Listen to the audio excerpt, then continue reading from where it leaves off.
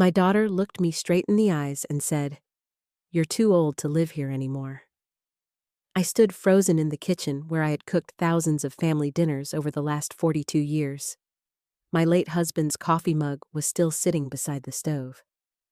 And somehow in that moment, I realized I was no longer a mother in Vanessa's eyes. I was a problem. Jason stood behind her with his arms crossed, while my 14-year-old granddaughter stared at the floor in silence. I didn't argue. I didn't cry. I simply nodded, because neither of them knew one very important thing. 3 weeks later, I sold the house without warning them. Before we continue, I want to ask you something honestly. Have you ever been hurt by someone you sacrificed everything for?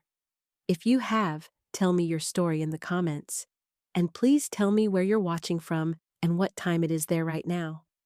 I read every comment because sometimes strangers understand our pain better than family does. If this story touches your heart, don't forget to like and subscribe so you can stay with me through the rest of this journey. The house sat at the end of a quiet street in Dayton, Ohio, surrounded by maple trees that Richard and I had planted the year Vanessa turned 5. Every crack in the sidewalk, every squeaky floorboard, every faded stain on the kitchen counter held a memory of our life together. After Richard died 3 years ago, the silence inside that house became almost unbearable. For 40 years, I had fallen asleep listening to his breathing beside me. Then suddenly, there was nothing except the ticking of the hallway clock and the hum of the refrigerator downstairs. People think loneliness arrives all at once. It doesn't. It creeps in slowly. First, you stop cooking real meals because there's no one to cook for. Then you stop setting the table. Then you stop opening the curtains in the morning because there's nobody left to wave to from the driveway. That first year after Richard passed, Vanessa called often. "Mom, are you okay? Did you eat today? Do you need me to come by?" At the time, her concern felt genuine. Maybe it was. Or maybe people only know how to love you properly before they need something from you. The call that changed everything came on a rainy Thursday evening in October. I had just finished folding laundry when my phone rang. Vanessa was crying. Not polite tears, not emotional tears, desperate tears. "Mom," she whispered, "we're in trouble." I remember sitting down immediately because something in her voice scared me. What happened? Jason had lost his management job at a furniture warehouse outside Columbus. Their savings were nearly gone. Credit card debt had piled up. Emma's school expenses were getting harder to manage. Their landlord was threatening eviction if they missed another payment. "We just need a little help," Vanessa said through tears. "Just until we get back on our feet." I didn't hesitate, not even for 1 second. "That's what family is for," I told her. 3 weeks later, Vanessa, Jason, and Emma moved into my house. At first, it almost felt nice. The silence disappeared. Emma's laughter filled the hallway again. Vanessa cooked dinner some nights while Jason mowed the lawn and fixed loose cabinet handles around the house. For the first time since Richard's death, the home felt alive. I convinced myself that maybe this was a blessing. Maybe God knew I needed people around me again. I gave Vanessa and Jason the master bedroom because Emma needed space for school, and because my knees made climbing the stairs painful some mornings. I moved into the smaller guest room at the end of the hall without complaint. "It's temporary anyway," Vanessa said while unpacking boxes. I smiled and nodded. I believed her. That winter, I paid almost every bill in the house: electricity, internet, groceries, water. I even dipped into my savings to help Emma join a school science program she'd been excited about for months. "You don't have to do all this," Vanessa told me once while I handed her money for groceries. But she still took the envelope. Jason always thanked me politely, but there was something about him that made me uneasy. He smiled often, but his eyes never softened. Richard used to say that a person's eyes always reveal their true character. Jason's eyes were always calculating. One afternoon, about 2 months after they moved in, I came downstairs and found him going through the kitchen drawer where I kept household paperwork. "Oh," he said casually, "I was looking for the water bill." Something about the way he quickly closed the drawer bothered me. Still, I ignored it. Because that's what mothers do. We ignore the uncomfortable feeling in our stomachs because admitting the truth would break our hearts. Little things started changing after that. Vanessa rearranged the living room furniture without asking me. Then she replaced my curtains because they looked old-fashioned. Then she started boxing up some of Richard's old books from the study. "We just need more space," she explained. I told myself not to be sensitive, not to overreact. But one afternoon, I walked into the garage and found several of Richard's tools stacked near the trash bins. My chest tightened immediately.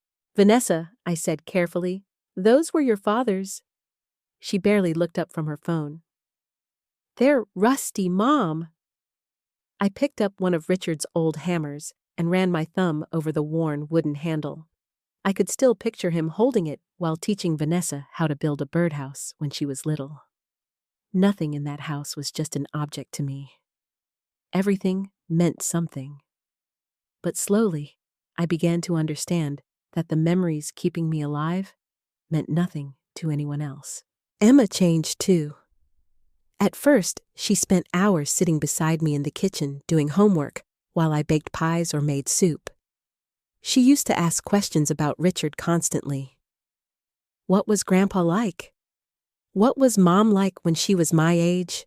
But after a while, she started spending more time locked inside her room with headphones on.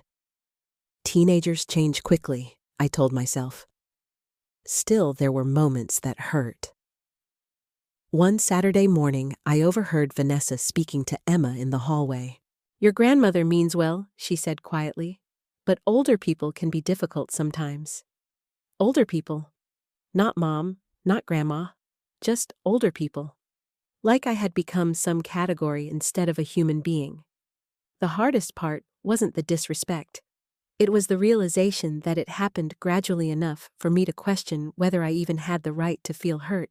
One evening, I made pot roast for dinner, Richard's favorite recipe. The smell filled the house the same way it had for decades. Jason took one bite and frowned slightly. "Too much salt," he muttered. Vanessa laughed. "Mom still cooks like it's 1985. Everyone chuckled softly except me. And for the first time since they moved in, I suddenly felt like a guest sitting at my own dinner table.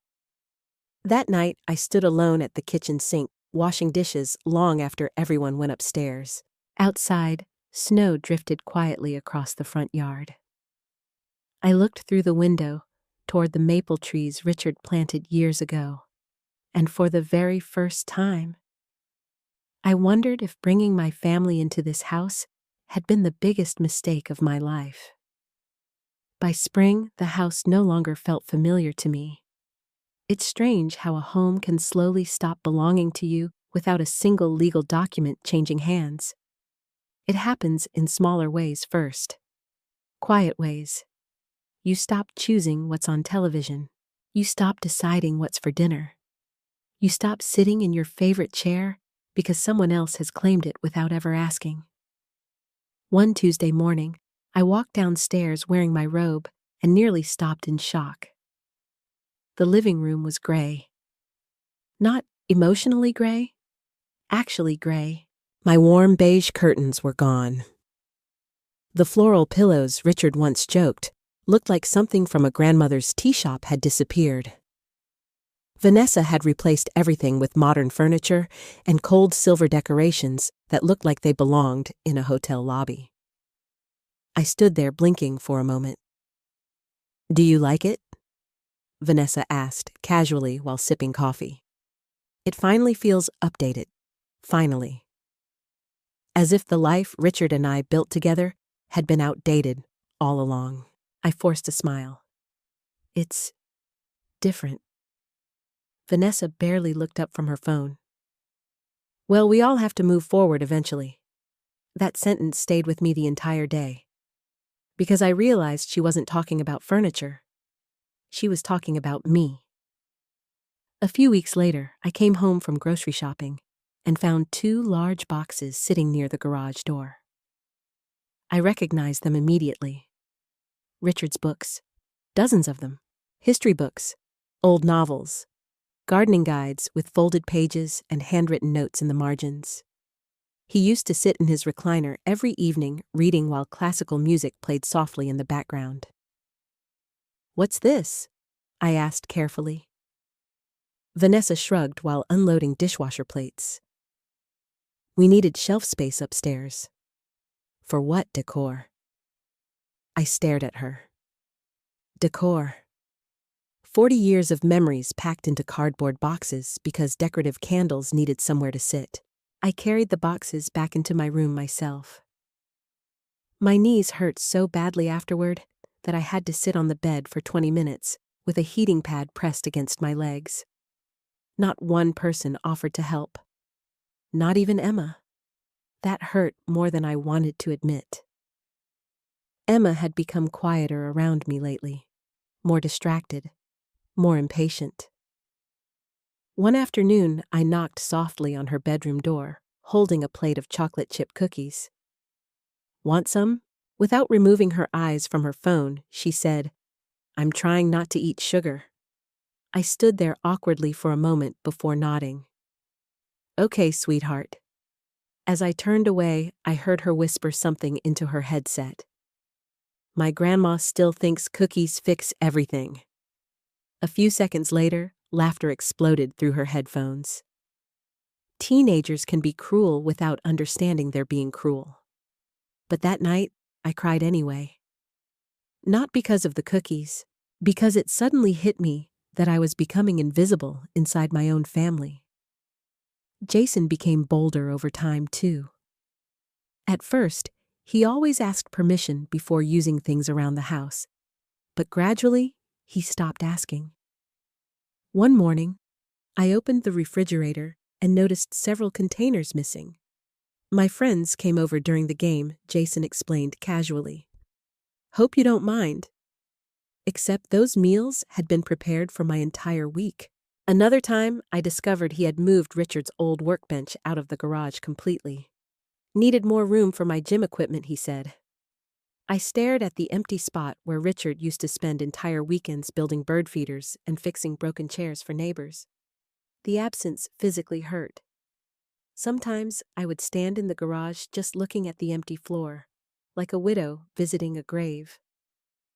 The worst moment came in early May. I had gone out to water the flowers near the porch when I realized the mailbox was open. Inside were several envelopes already torn open. One of them was from my bank. I walked inside immediately. "Did someone open my mail?" Jason didn't even look embarrassed. "I thought it might be important." My voice sharpened slightly. "It's illegal to open someone else's mail." He laughed softly, like I was overreacting. "Come on, Melody. We all live together."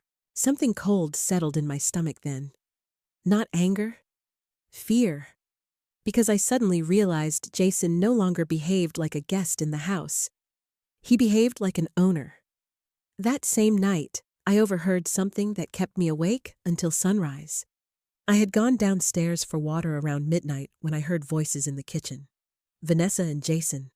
I almost announced myself before I heard Jason say, "If we refinance after the market improves, we could probably pull out at least 200 grand. Vanessa lowered her voice. "Not yet. Mom would panic." Jason chuckled. "She won't be around forever." The words hit me so hard I nearly dropped the glass in my hand. Silence followed. Then Vanessa sighed. "I just want things settled already."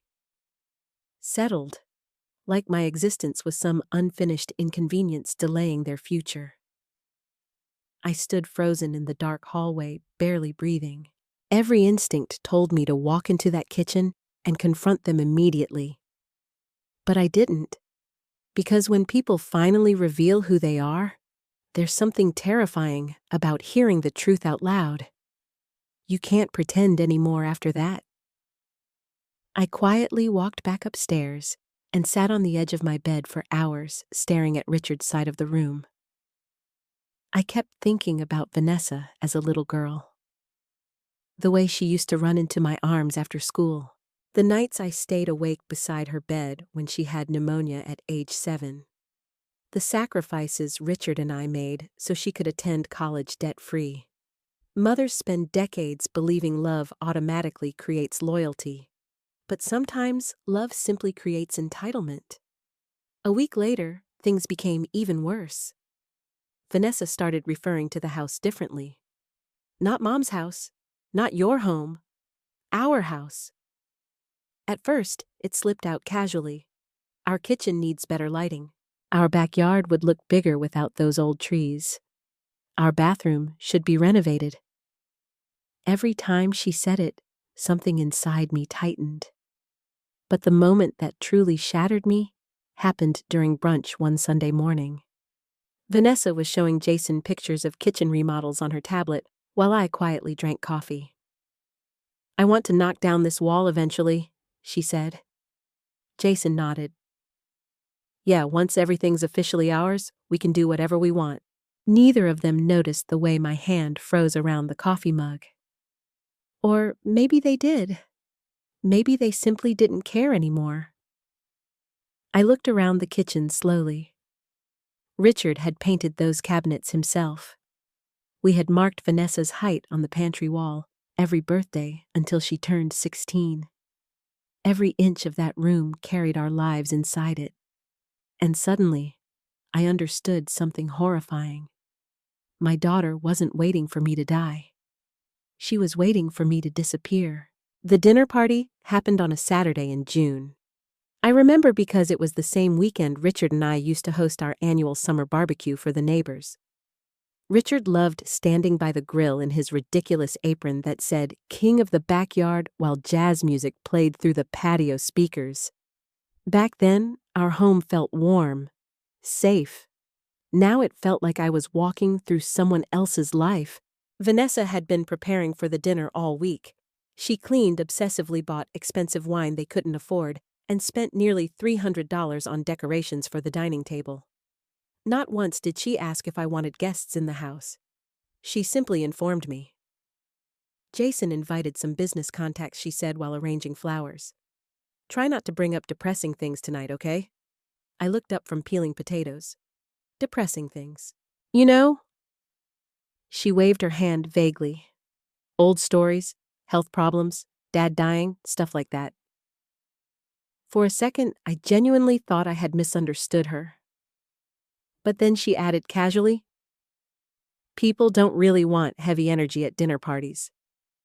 Heavy energy. That was apparently what my grief had become. An inconvenience. I quietly returned to peeling potatoes while Vanessa continued setting the table, like I hadn't just had my heart stepped on. By 6 o'clock, the house smelled like garlic butter and rosemary chicken. Vanessa wore a fitted cream-colored dress and curled her hair carefully. Jason had on a navy blazer, even though the weather was hot. I stood in my bedroom staring at my closet for almost 20 minutes before choosing a pale blue blouse Richard once told me brought out my eyes. For some reason, I suddenly wanted to feel visible again. I brushed my silver hair neatly and even put on lipstick for the first time in months. When I walked downstairs, Vanessa glanced at me briefly. "Oh," she said flatly. "You're dressing up." I smiled softly. "It's a dinner party." She forced a small laugh that didn't reach her eyes. "Well, just don't overdo it." I pretended not to notice the comment. The guests arrived around 7. 2 couples from Jason's networking group and a younger real estate agent named Trevor, who talked too loudly and laughed at his own jokes. At first, everything seemed normal enough. I stayed quiet, mostly helping refill drinks and bringing food from the kitchen. I noticed immediately that Vanessa introduced me differently than she used to. Not my mom. Not even Melody. She simply said, "This is the one I told you about," like I was some elderly relative temporarily staying in their home. Halfway through dinner, Trevor complimented the house. "It has great bones," he said while looking around. "Homes like this are worth serious money right now." Jason smirked proudly. "Yeah, we've been thinking about updates. Again." I focused on cutting my chicken slowly. Trevor turned toward me politely. "How long have you lived here?" Before I could answer, Vanessa laughed lightly. "Oh, forever." Everyone chuckled. I tried to smile. Then Trevor asked something simple. "So what do you do all day, Melody?" The table went quiet for a second. I opened my mouth to answer, but Vanessa beat me to it. She mostly watches old movies and reorganizes things that don't need reorganizing. A few people laughed awkwardly. Heat rushed into my face. "I garden," I said quietly, "and I volunteer twice a week at the church pantry." Trevor nodded politely, but Vanessa kept going. "Mom also forgets things a lot now. Last month, she almost left the stove on all night." "That happened once," I said carefully. Vanessa shrugged. "I'm just saying we worry about her." Jason leaned back in his chair. "We've actually talked about assisted living options?" My fork froze halfway to my mouth. The room suddenly felt smaller. One of the women at the table looked uncomfortable. "Oh," she said quietly. "Is that something you want, Melody?" Before I could respond, Vanessa laughed again. "Well, she doesn't exactly love change." There it was again. That tone. Like I was a stubborn child creating problems for reasonable adults. I set my fork down slowly. "I'm sitting right here," I said. The room went silent. Vanessa smiled tightly. "Mom, nobody's attacking you." But her eyes warned me not to embarrass her. I looked around the table. No one would meet my gaze. Not one person. And suddenly, I realized something humiliating. They all believed Vanessa. Because older women become invisible so gradually that people stop questioning how they're treated. Jason cleared his throat and changed the subject. But the damage had already been done. The rest of dinner passed in a blur. I barely tasted the food. I barely spoke. At one point, I excused myself to the kitchen just so I could breathe for a moment. My hands shook while I stood at the sink pretending to rinse dishes. Then I heard footsteps behind me. Emma. For a second, hope flickered inside me. Maybe she came to comfort me. Maybe she noticed how hurt I was. But instead, she leaned against the counter awkwardly and whispered, "Mom says you shouldn't take things personally." I stared at her. She looked so much like Vanessa at 14 that my chest physically ached. "Do you think I'm too old to live here, Emma?" Her eyes widened immediately. "I didn't say that. But do you think it—" She hesitated. That hesitation shattered me more than any insult could have. Finally, she looked down. "I just think Mom's stressed." I nodded slowly. Of course, everyone always had a reason, a justification, an excuse. I turned back toward the sink because I couldn't let my granddaughter watch me cry. A few minutes later, the guests began leaving. I stayed hidden in the kitchen while Vanessa walked them to the front door, laughing loudly, sounding carefree and polished, and completely unlike the daughter I raised. When the front door finally closed, silence filled the house again. Then Vanessa walked into the kitchen and sighed dramatically. "Well, she said that actually went pretty well." I looked at her in disbelief. "You humiliated me tonight."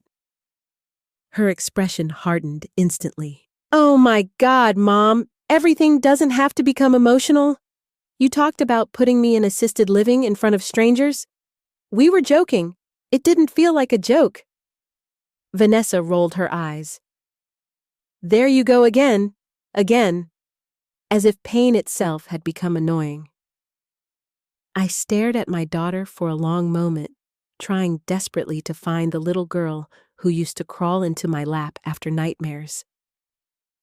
But she wasn't there anymore. Maybe she hadn't been for a very long time. Vanessa grabbed a wineglass from the counter. "You know what your problem is?" she said coldly. "You take every tiny thing personally because your entire world stopped when Dad died." I felt like someone slapped me. She immediately realized she'd gone too far. I saw it flash across her face. But instead of apologizing, she doubled down. "You need to move on, Mom." Then she walked upstairs without another word. I stood alone in the kitchen for a long time after that. The same kitchen where I had once kissed Richard while slow dancing barefoot after midnight. The same kitchen where Vanessa used to sit wrapped in blankets eating soup when she was sick. Now it felt colder than any place I had ever known. And upstairs, I could hear my daughter laughing with her husband, while I quietly cried where nobody could see me. After the dinner party, something inside me changed. Not dramatically. Not all at once. It was quieter than that, like a thread snapping deep inside my chest. For days afterward, I moved through the house carefully, almost like I was trying not to disturb strangers. Vanessa barely spoke to me unless she needed something. Jason continued acting like he owned the place, leaving gym bags in the hallway and barking into business calls at full volume while I tried to read in the living room. Even Emma had become distant. The little girl who once climbed into bed beside me during thunderstorms now barely looked up from her phone when I entered a room. I kept telling myself things would improve. Families go through difficult seasons. People say hurtful things when stressed. But deep down, I already knew the truth. The problem wasn't stress. The problem was that they had stopped seeing me as a person. One afternoon in July, I came home from grocery shopping and found Vanessa standing in the guest room doorway, my room now, with her arms crossed. "We need to talk," she said. My stomach tightened immediately. There was something in her tone that reminded me of a manager preparing to fire an employee. I slowly set the grocery bags on the kitchen counter. "What's wrong?" Vanessa sighed dramatically, like this conversation exhausted her already. "Jason's working remotely more often now, and Emma needs a quieter study area." I frowned slightly. "Okay, so we've been thinking. We, always we." Vanessa continued. "It would make more sense if you moved downstairs." For a second, I genuinely thought I misunderstood her. Downstairs to the basement, I stared at her. The basement wasn't even fully finished. It had concrete floors, dim lighting, and a tiny half bathroom next to the laundry machines. Richard used it mostly for storage and tools. "You want me to sleep in the basement?" Vanessa immediately became defensive. "Mom, don't make it sound horrible." "It is horrible." She rubbed her forehead impatiently. "You're overreacting." I looked at her carefully, searching for even a trace of guilt. There was none. Only irritation, like my feelings were creating unnecessary complications. "I gave you the master bedroom," I said quietly. "And we appreciated that. Past tense. Appreciated. Like generosity had an expiration date." Vanessa leaned against the wall. "You don't need that much space anymore anyway." The sentence hit me harder than she realized. Because older people hear that phrase constantly. You don't need much anymore. You don't need the big room. You don't need the house. You don't need independence. You don't need dignity.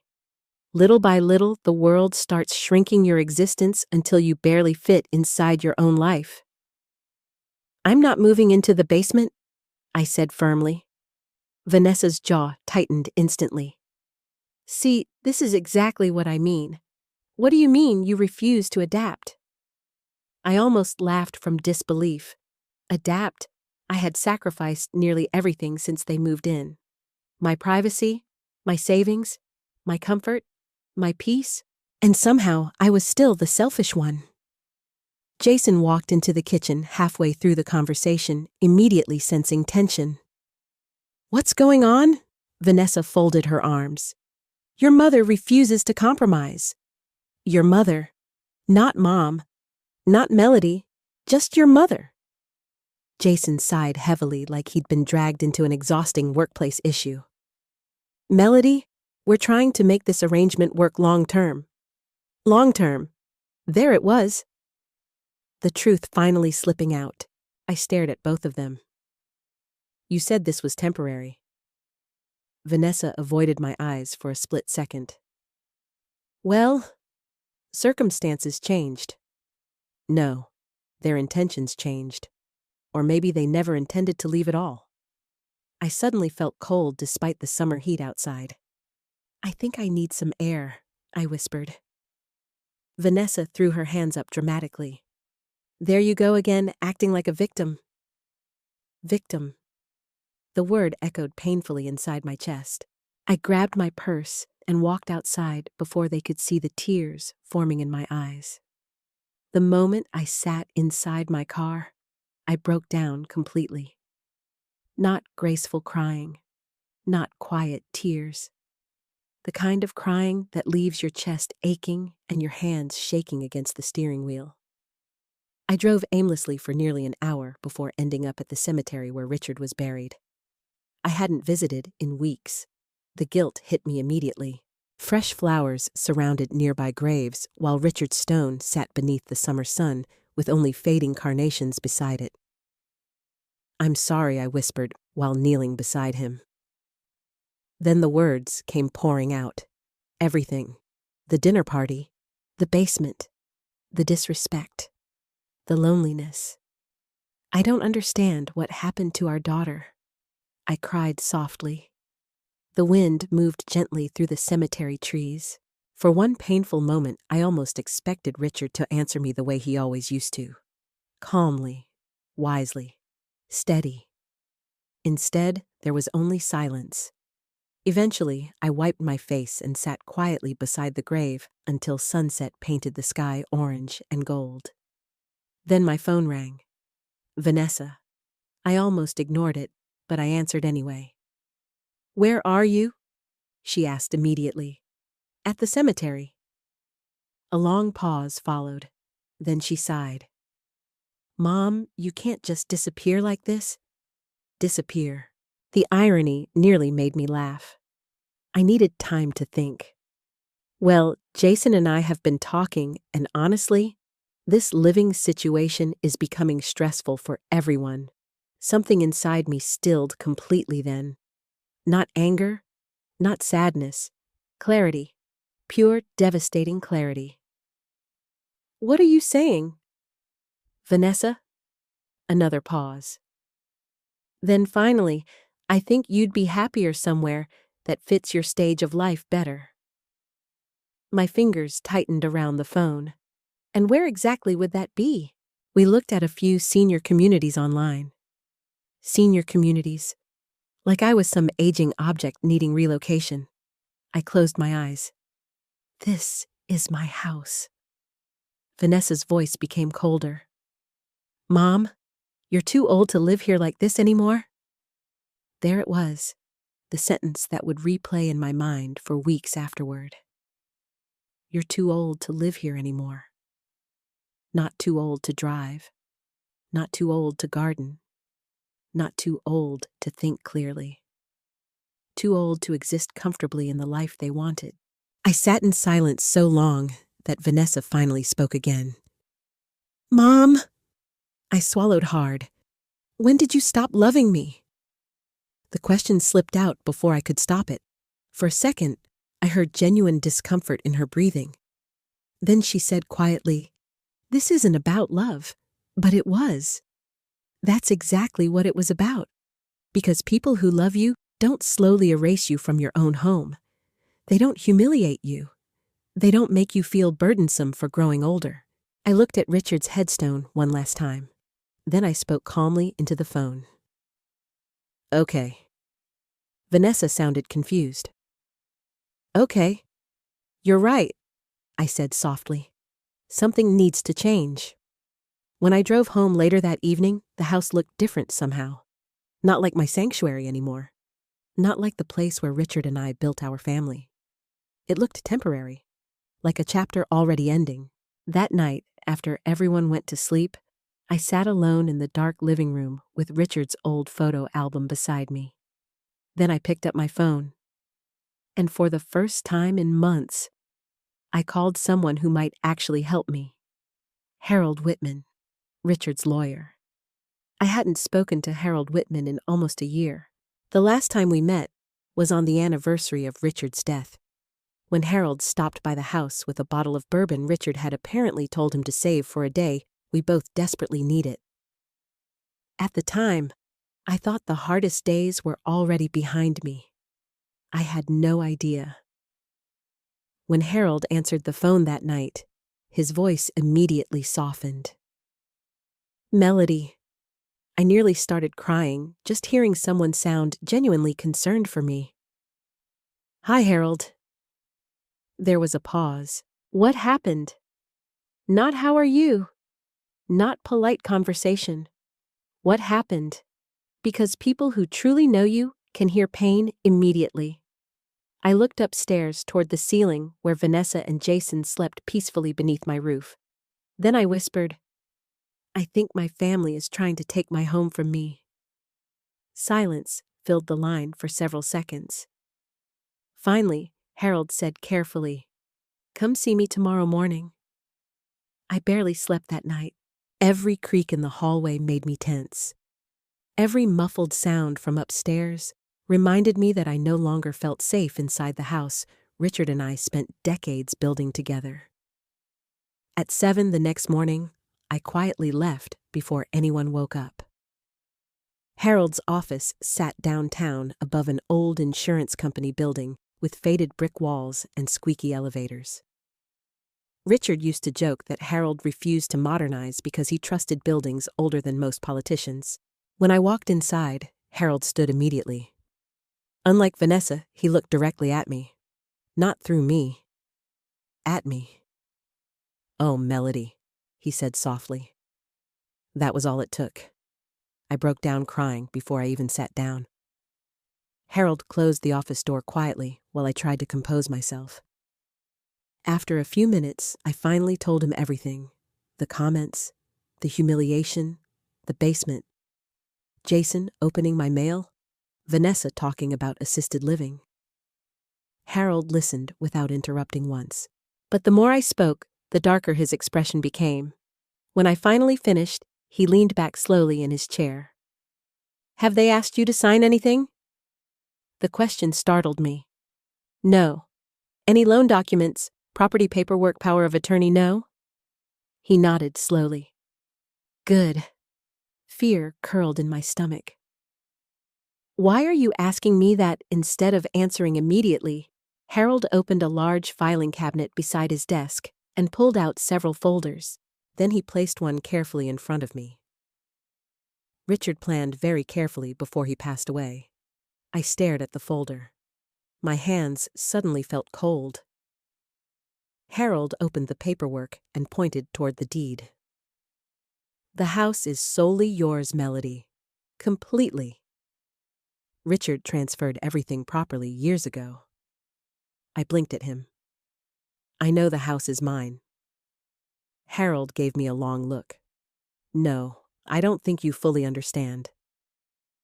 He adjusted his glasses. Your daughter has absolutely no legal claim to that property. None. Not now. Not later. Unless you choose otherwise. Something shifted inside me then. Not relief exactly. Power. The kind I had forgotten I still possessed. Harold continued. Richard specifically requested that ownership remain protected. Protected from what he hesitated carefully. From pressure. I stared at him. You mean, from Vanessa? Harold sighed. Richard worried Vanessa sometimes confused love with dependence. The sentence hit painfully hard, because it sounded exactly like something Richard would say. Not cruel. Just honest. Harold turned another page in the file. There's more. My stomach tightened. About 6 months ago, someone contacted a financial office connected to this property. I frowned immediately. What kind of contact? Questions about refinancing options. My blood ran cold. Who? Harold looked directly at me. Jason Carter. For a moment, I genuinely couldn't breathe. He can't refinance my house. No, Harold said firmly. He cannot. But he apparently wanted information regarding the property's equity value. I stared at the papers while my mind replayed every strange conversation I'd overheard. When the house is ours, once everything's officially ours, we can renovate, we can refinance. Oh my God, they weren't just disrespecting me. They were planning their future around my home. Harold's voice softened slightly. Melody, has Jason ever pressured you financially? No, but he's accessed your mail. Yes, and Vanessa. I laughed bitterly. My daughter thinks I belong in a basement. Harold removed his glasses slowly. I'm going to tell you something difficult. I nodded weakly. You need to stop assuming these people are thinking like family. The sentence cut deeper than anything else that morning, because part of me still wanted to believe there had been some misunderstanding. Stress, financial pressure, temporary behavior. But Harold was looking at the situation clearly, without emotion, without denial. You think they're waiting for me to die, I whispered.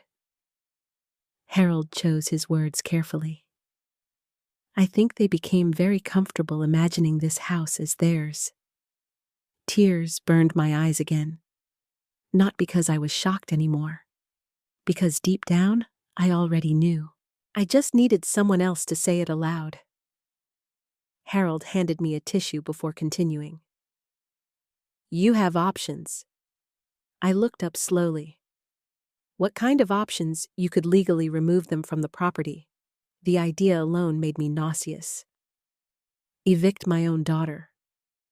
How had my life become this?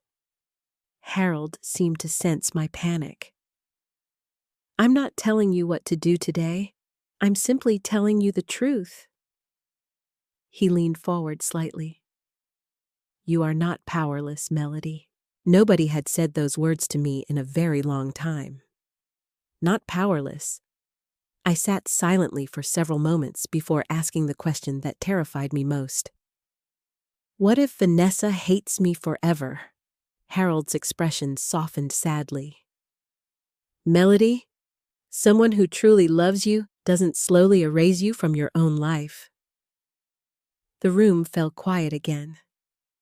Then Harold opened another drawer and pulled out a smaller envelope.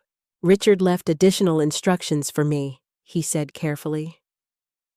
Not legal instructions, personal ones. My chest tightened instantly. What kind of instructions? He told me that if you ever started doubting your own worth? Harold placed the envelope gently in front of me. I should give you this. My hands trembled as I looked down at Richard's handwriting on the front. For Melody, only when she truly needs it. I couldn't open it yet.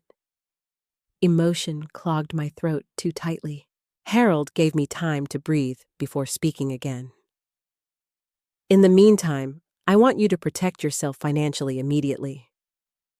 What do I need to do? First, secure all important documents. Second, monitor your accounts carefully. Third, he paused. You need to decide whether this house is still emotionally safe for you. Emotionally safe. I thought about the basement conversation, the dinner party, the way Vanessa's eyes hardened every time I expressed pain. And suddenly, something terrifying became clear to me. Even if they apologized tomorrow, I would never fully trust them again. Because once someone shows you how easily they can dehumanize you, you never forget it. Harold walked me to the office door 2 hours later. Before I left, he touched my shoulder gently. Richard loved you deeply, Melody. Don't dishonor that love by letting yourself be treated like a burden. I nodded silently. Then I drove home with Richard's unopened letter sitting on the passenger seat beside me. For the first time in months, I wasn't driving home feeling helpless. I was driving home knowing a truth my daughter didn't realize yet. The house she thought she controlled still belonged entirely to me. I didn't open Richard's letter right away. For 3 days, it stayed hidden inside my dresser drawer, beneath my sweaters, like something sacred I wasn't emotionally ready to touch. Part of me was afraid, because once I opened it, I knew there would be no returning to denial. No pretending my marriage, my motherhood, and my entire life hadn't changed forever. Meanwhile, upstairs, Vanessa and Jason continued living like nothing had happened. That was the strange part. The people causing your pain often sleep peacefully while you lie awake rebuilding yourself from the inside out. On Monday morning, I came downstairs to find Jason measuring the dining room wall. "What are you doing?" I asked carefully. He barely glanced at me, thinking about opening up the space. Opening up the space, as if renovations were already inevitable. Vanessa walked in, carrying coffee. "Oh good, you're awake," she said casually. "Jason found a contractor who can probably redo the downstairs pretty affordably." The downstairs. My stomach tightened. "You mean the basement," Vanessa nodded. "If we fix it up, it'll be way more comfortable for you." "For you." Like they were doing me a favor. I looked at my daughter quietly. A year ago, this conversation would have shattered me completely. Now, something else was happening instead. Distance. Not physical distance, emotional distance. Like my heart had finally become too exhausted to keep begging for tenderness. "I'm not moving downstairs," I said calmly. Vanessa sighed dramatically. "Mom, why do you have to make everything difficult?" There it was again. Every boundary became difficulty. Every emotion became drama. Every act of self-respect became selfishness. Jason set down the measuring tape. "We're just trying to think long-term here." I almost laughed. Long-term. They still believed they were planning a future inside my house. The realization gave me a strange sense of calm. Because for the first time, I held information they didn't. That afternoon, after everyone left the house, I finally called Linda Foster. Linda and I had known each other nearly 25 years. Before becoming a real estate agent, she used to attend church with Richard and me. She had eaten Thanksgiving dinner in my home more times than I could count. When she answered the phone, her cheerful tone faded immediately after hearing my voice. "Melody, honey, are you okay?" I swallowed hard. "I need to ask you something confidential." An hour later, I sat across from Linda inside a small cafe near downtown Dayton, while rain tapped softly against the windows. I told her everything. Not just the legal situation, the emotional one, the humiliation, the fear, the feeling of becoming invisible inside my own family. By the time I finished speaking, Linda looked furious. "That daughter of yours has lost her mind," she muttered. I looked down at my coffee. "She's still my daughter." Linda softened immediately. "I know. That was the hardest part. No matter how deeply your child hurts you, some part of your heart still protects them automatically." Linda leaned forward carefully. "So what exactly are you thinking?" The question hung heavily between us, because saying it aloud would make it real. I took a shaky breath. "I want to sell the house." Linda blinked. Then she sat back slowly. "Are you sure?" "No," I admitted honestly. "But I know I can't keep living like this." Tears burned behind my eyes again. "I feel like I'm disappearing in my own home." Linda reached across the table and squeezed my hand. "You deserve peace, Melody. Peace." The word almost broke me. I couldn't remember the last time my home felt peaceful. Linda opened her tablet carefully. The market's strong right now. Your property would sell quickly. Something painful twisted inside my chest hearing my home discussed like an asset. But at the same time, maybe that's exactly what I needed. To stop treating the house like a shrine to my suffering? Linda hesitated before asking her next question. Do Vanessa and Jason know you're considering this? I looked directly at her. No. The silence that followed felt enormous. Melody, Linda said slowly, if you do this, things are going to explode. I nodded. I know. And once you sell, there's no undoing it. I stared out the cafe window at the rain. Neither is what they've done to me. That night, after everyone went to sleep, I finally opened Richard's letter. My hands trembled so badly I almost tore the envelope crookedly. Inside was a single folded page. Melody, if you're reading this, it means you're doubting yourself again. Please don't. You spent your whole life loving people completely. That's one of the reasons I fell in love with you. But love should never require you to disappear. If Vanessa ever mistakes your kindness for weakness, promise me you'll remember something important. This house was built to protect you too, not just everyone else. You are allowed to choose yourself. And if the day ever comes when these walls no longer feel safe, leave without guilt. A home is not the wood, the roof, or the furniture. A home is the place where you are treated with love.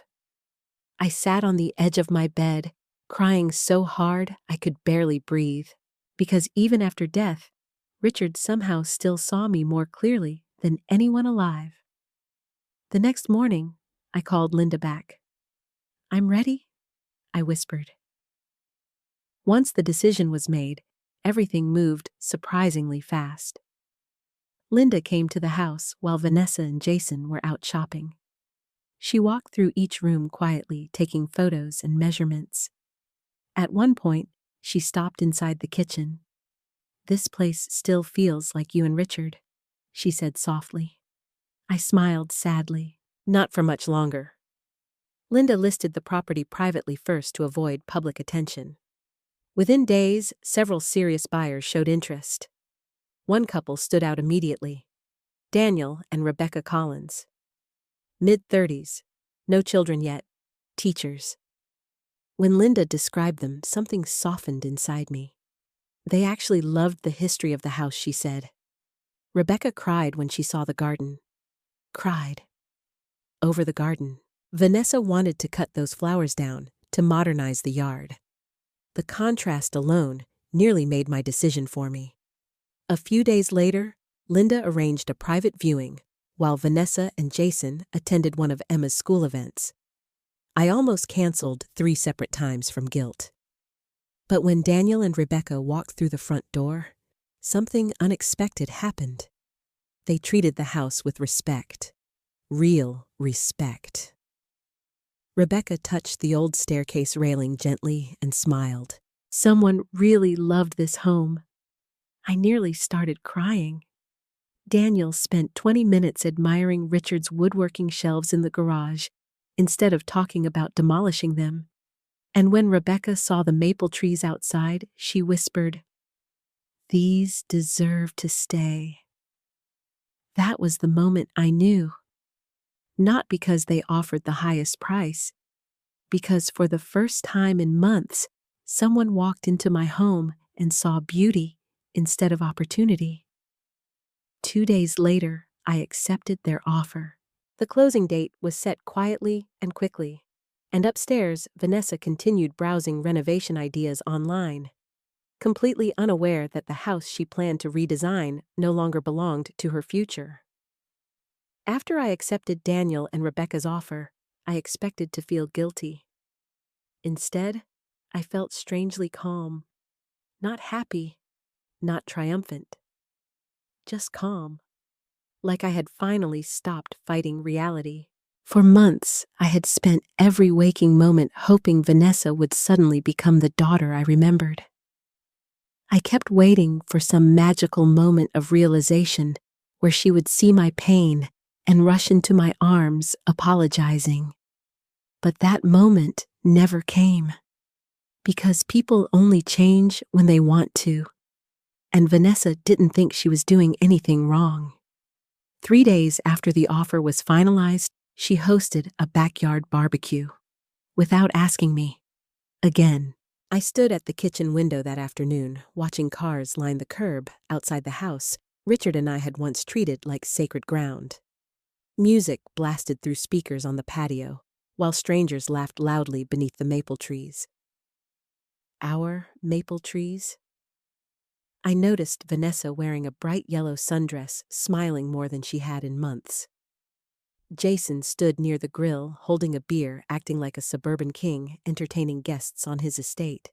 The performance would have been almost funny if it weren't so painful. "You coming outside?" Emma asked from the hallway. I turned toward her. She looked uncomfortable lately, less arrogant, more observant. "I think I'll stay in for a while." She hesitated. "You've barely come downstairs all week," because downstairs no longer felt emotionally safe, but I simply smiled. "I'm tired, sweetheart." Emma lingered awkwardly before nodding and leaving. I watched her go with a heavy ache in my chest. She was changing. I could feel it. The cruelty she absorbed from her parents no longer sat comfortably inside her. Outside laughter erupted again. Then I heard Vanessa's voice clearly through the open kitchen window. "We're planning a huge renovation eventually." Eventually? I almost smiled to myself. "You have no idea." Another woman laughed. "This neighborhood's getting expensive.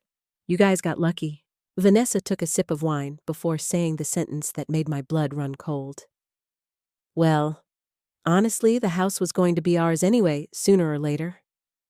The group chuckled lightly. My fingers tightened around the kitchen counter. There it was, out loud, no shame, no hesitation.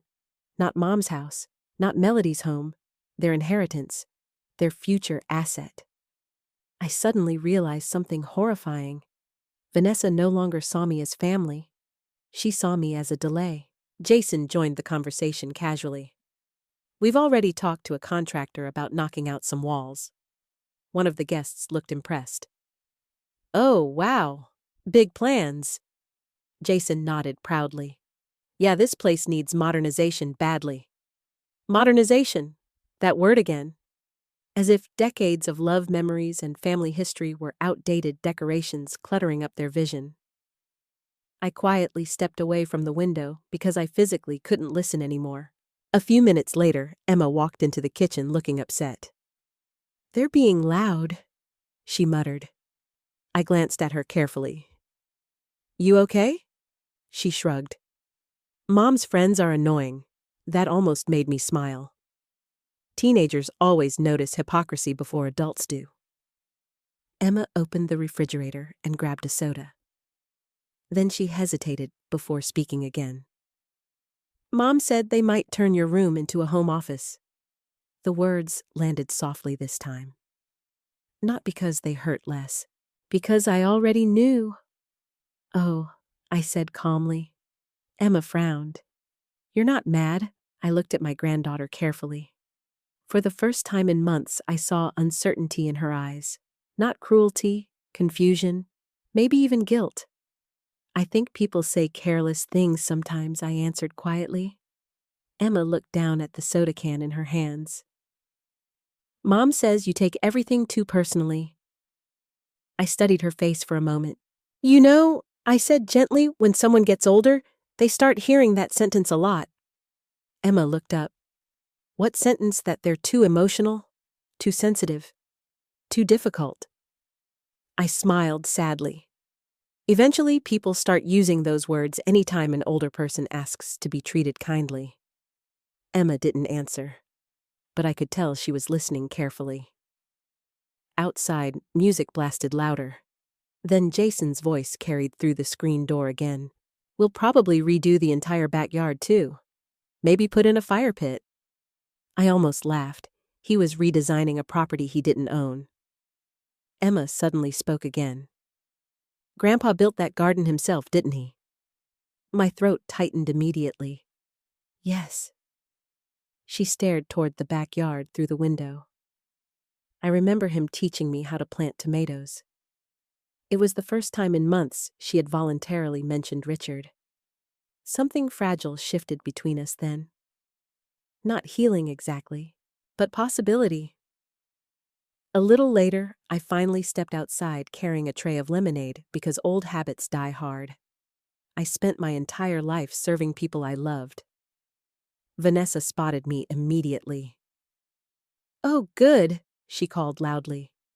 Mom finally decided to join civilization. Several people laughed politely. I smiled tightly and kept walking. As I handed drinks around, I overheard pieces of conversation floating through the air. Perfect location. Property value keeps rising. You guys could make a killing if you ever sell? Vanessa laughed confidently. Oh, trust me. We're thinking long-term with this place. Long-term? The irony almost burned my tongue. Then something happened that made my stomach twist. One of Vanessa's friends wandered toward the garage where several boxes still sat stacked near the wall. What's all this old stuff? Before I could answer, Vanessa waved dismissively. Mostly junk from my dad. Junk. Richard's tools.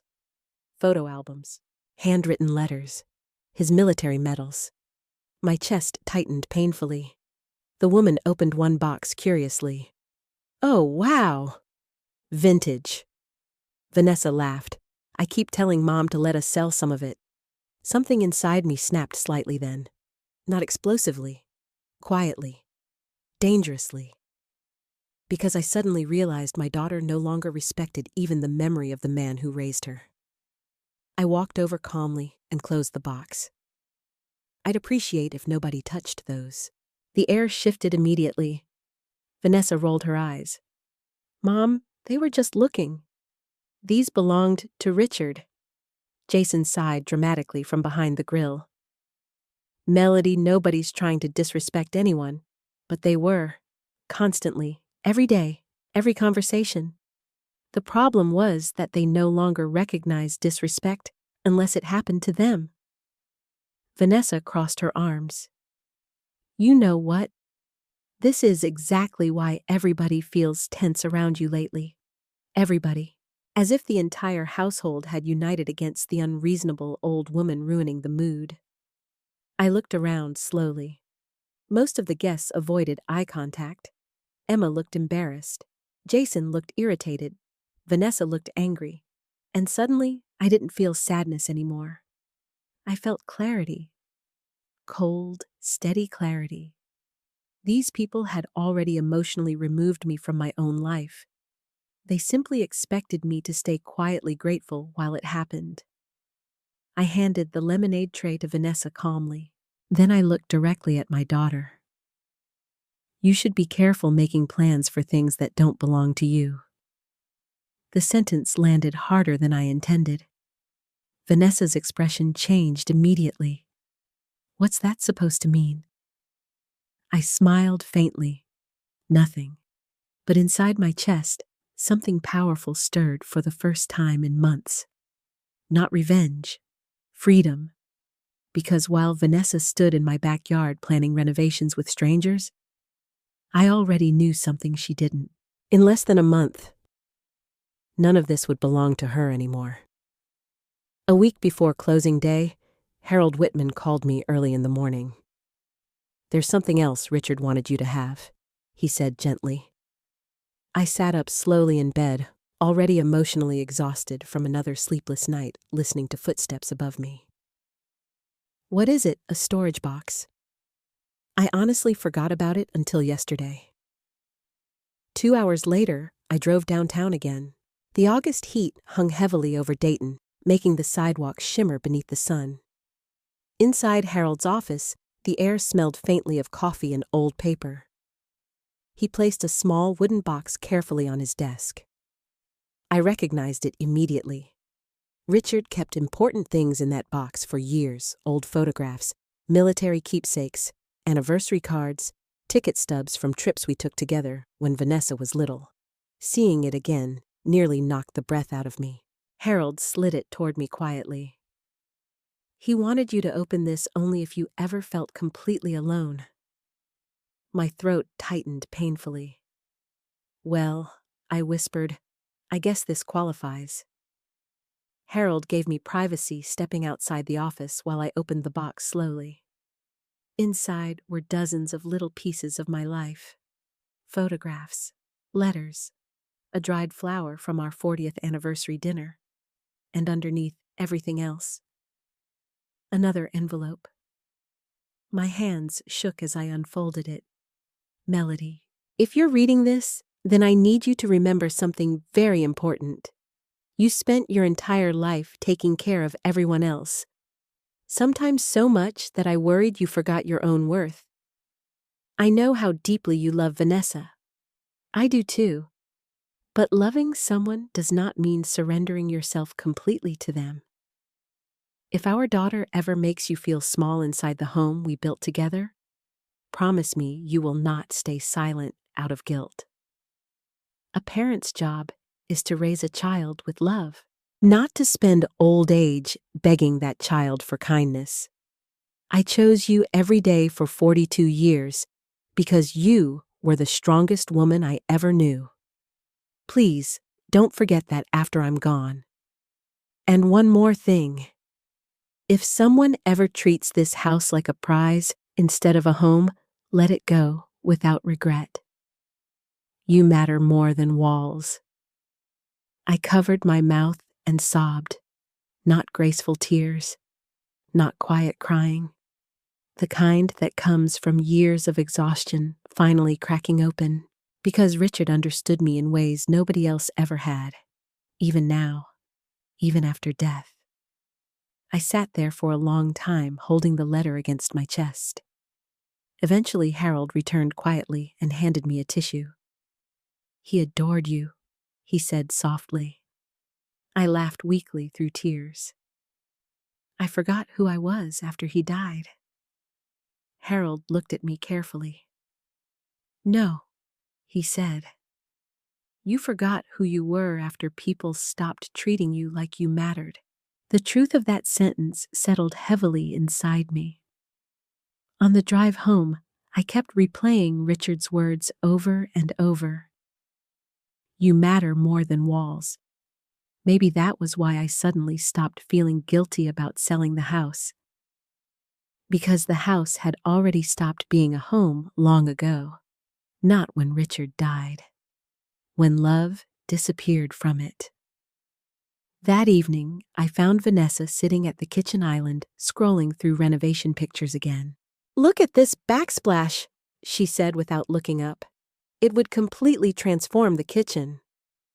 I stared at her for a moment. She had no idea I had just spent the afternoon crying over her father's final words.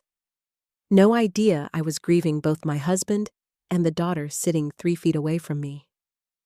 Looks expensive, I said quietly. Vanessa shrugged. It'll be worth it long term. Long term. Again. I almost pitied her then. Almost. Emma walked into the kitchen a few minutes later carrying a school supply list. Mom, I need new notebooks before Monday. Vanessa sighed immediately. Can it wait until next week? Emma frowned. School starts in 3 days. We're tight on money right now. I watched the exchange carefully. Vanessa and Jason still bought wine takeout and expensive gadgets constantly. Yet Emma's school supplies suddenly became negotiable. Without saying anything, I reached into my purse and handed Emma some cash. Get whatever you need, sweetheart. Emma looked relieved instantly. Thanks, Grandma. Vanessa's expression tightened. Mom, you don't have to undermine us. Undermine? As if helping my granddaughter prepare for school was some attack on parental authority. "I'm helping," I answered calmly. Vanessa crossed her arms. "That's exactly the problem. Emma's starting to expect you to rescue everything." The irony almost made me laugh out loud. Because rescuing everything was exactly what I had done for Vanessa her entire life. And now, she resented me for it. Emma quietly slipped away upstairs, sensing tension. The moment she disappeared, Vanessa lowered her voice. "You make me look irresponsible." I stared at her in disbelief. "You're upset because I bought notebooks?"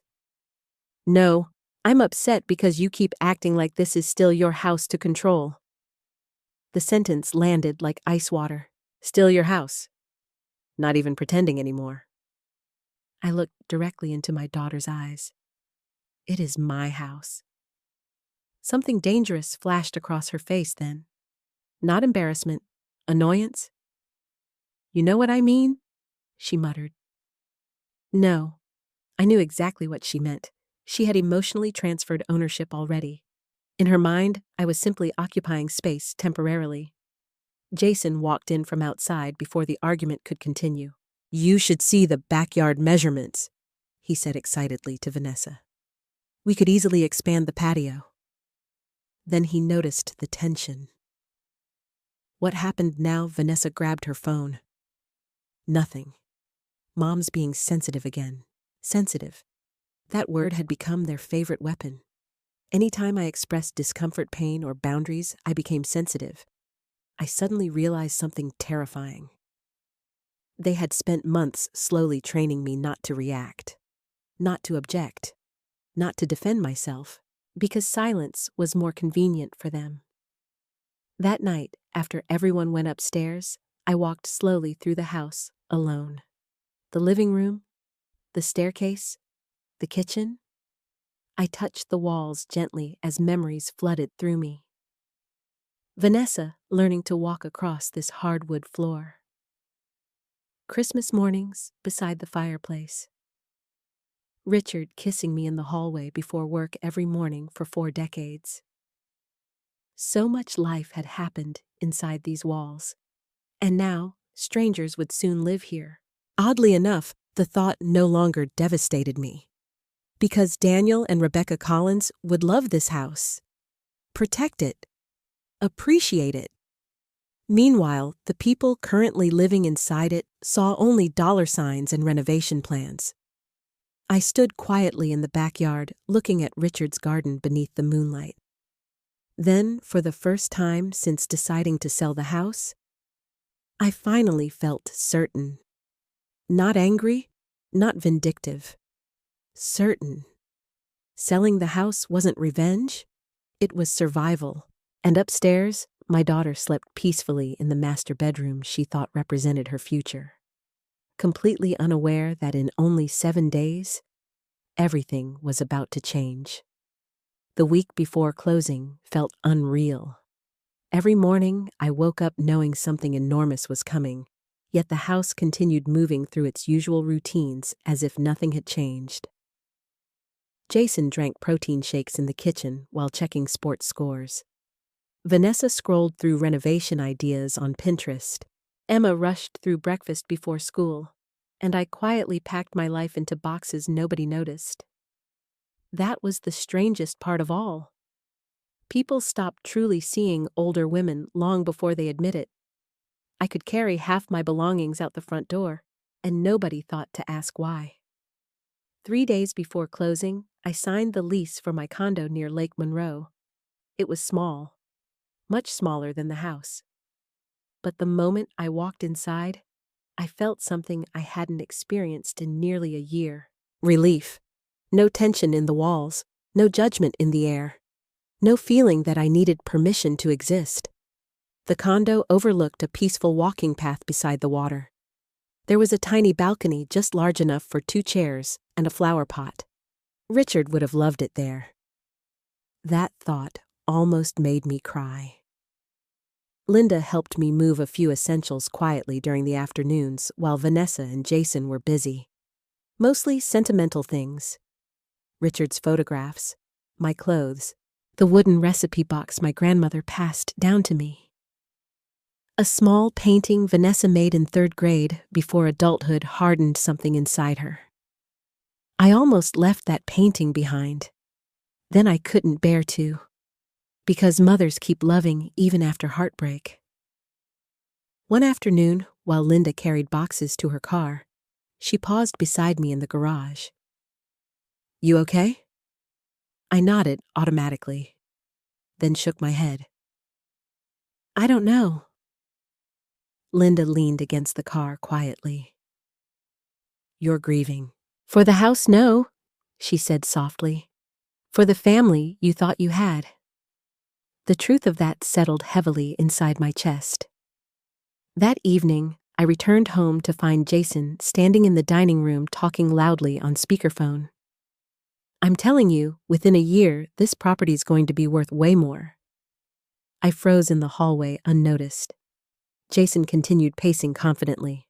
"Yeah, we're planning major upgrades. My wife's mother still lives here, but eventually the place will fully transition over to us." My wife's mother. Not Melody, not the homeowner.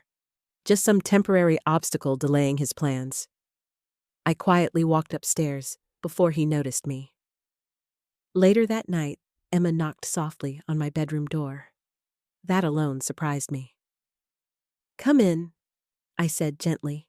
She stepped inside awkwardly, holding a folded hoodie in her hands. "I think this is yours." It was one of Richard's old Ohio State sweatshirts. I smiled faintly. "Thank you." Emma lingered near the doorway. Then finally she blurted out, "Are you moving out?" The question hit me so suddenly that I almost stopped breathing. "What makes you ask?" That I saw boxes in Linda's car? Children notice more than adults think. I sat quietly for a moment. "I'm figuring some things out." Emma looked down at the floor. "Mom says you've been acting weird lately." I almost laughed at the understatement. Instead, I asked carefully, "What do you think?" Emma hesitated. Then very softly, "I think everybody's angry all the time now." That sentence hurt because it was true. This house used to feel warm. Now every room carried tension like static electricity before a storm. Emma walked further into the room slowly. "Grandma, yes, did Mom always act like this?" The question shattered something inside me. Because I remembered Vanessa at 14. Funny, protective, sensitive. She used to cry over injured birds and volunteer to help elderly neighbors carry groceries. What happened to that girl, life pride Jason? Or had the selfishness always existed quietly beneath the surface, waiting for the right conditions to grow? No, I answered honestly. She wasn't always like this. Emma looked relieved hearing that, as if she needed proof her mother hadn't always been emotionally hard. Then she surprised me again. "I don't like how they talk to you sometimes." The room went silent. For months I had waited for someone in this family to acknowledge what was happening. And now it came from the person I expected least. I swallowed hard. "Thank you for saying that." Emma shrugged awkwardly, embarrassed by vulnerability. Then she quietly asked, "Are you mad at me too?" The question nearly broke my heart. "Oh, sweetheart. No. But I laughed sometimes." Honesty from a teenager is brutal, because it's usually real. I looked at her carefully. "You're young. Young people follow the tone adults set around them." Tears suddenly filled Emma's eyes. "I didn't mean to hurt you." "That did it." I opened my arms immediately, and after a tiny hesitation, she walked into them. I held my granddaughter tightly, while she cried softly against my shoulder. And for the first time in months, I didn't feel completely alone. The next morning, closing day arrived. I woke before sunrise. The house was silent. For a long time, I simply sat on the edge of the bed, looking around the small guest room that had become my world after Vanessa took the master bedroom. I expected sadness. Instead, I felt calm again. Not because losing the house didn't hurt, because I already understood something important now. The house stopped being home the moment I became unwelcome inside it. I dressed carefully that morning. Simple navy blouse. Pearl earrings Richard bought me for our 30th anniversary. Steady hands. Downstairs, Vanessa was already talking excitedly about a contractor meeting she planned later that week. Jason sat at the table, scrolling through financial numbers on his laptop. Neither of them noticed my suitcase near the hallway closet. "Morning," Vanessa said distractedly. "Good morning." Jason looked up briefly. "You going somewhere?" I smiled faintly. Something like that. He returned immediately to his screen. Of course he did. At 10:30, Linda texted me. "We're ready." My heart started pounding hard enough to hurt. This was it. No more waiting, no more second guessing. I quietly picked up my purse. Vanessa frowned slightly. "Where are you going?" I looked directly at her. "I have an appointment." "With who?" For a second, I almost told her everything right there. But then I remembered every cruel comment, every humiliation, every moment they treated me like a burden inside my own life. "No one you need to worry about," I answered calmly. Jason barely looked up. "Well, don't be late tonight. We're talking to contractors at 6. "Contractors?" I nearly smiled. "You may want to postpone that." Vanessa frowned deeper. "What's that supposed to mean?" I picked up my keys slowly. Then I looked around the kitchen one last time. The room where Richard kissed me goodbye every morning. The room where Vanessa learned to bake cookies standing on a chair beside me. The room where I cried alone while my family laughed upstairs. Finally, I looked back at my daughter. "You'll understand soon enough," I said softly. Then I walked out the front door, carrying the keys to a house they still believed belonged to their future. Closing took less than an hour. That was the strange thing about life-changing moments. You expect thunder, drama, some giant emotional ceremony. But most of the time, your entire world changes while people quietly sign papers in ordinary offices with bad coffee and fluorescent lights overhead. I sat beside Linda at the long conference table, while Daniel and Rebecca Collins signed the final documents across from me. Rebecca smiled warmly. "We promise we'll take good care of the garden." That nearly made me cry harder than the sale itself, because she understood something Vanessa never did.